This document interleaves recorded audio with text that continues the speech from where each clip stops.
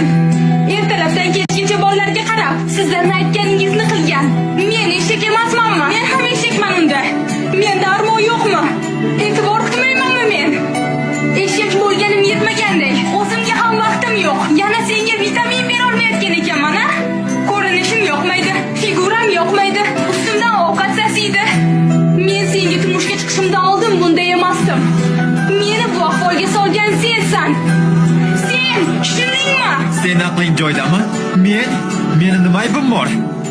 Men nima qildim? O'zingga bir qara. Na bo'yanishni, na yasan-tusan qilishni bilasan.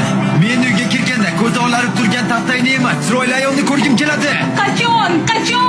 Seni kiringni yuvib yurib o'ynamanmi? Yo bolalaringning orqasidan yugurib yuribmi? Yoki oshxonada yurib kiyinamanmi? Uyni ishlari tugamaydi, maqsad. Sen bilan gaplashgim kelmayapti.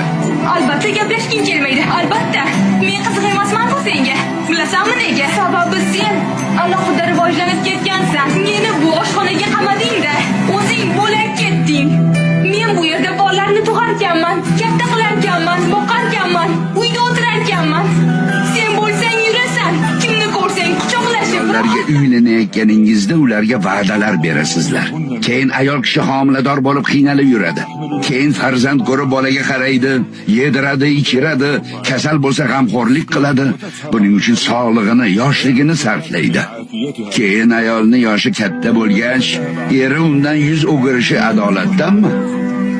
Agar u ayol uyiga va bolalariga qaramay qo'yganda, faqat o'ziga oro berib, eriga chiroyli ko'rinish bilan ovora bo'lganda edi, naqadar yomon uy bekasi, yomon ona der edingiz. Ayol nima qilsin? Mas'uliyat qayerda? Ayollaringiz borasida Allohdan qo'rqinglar.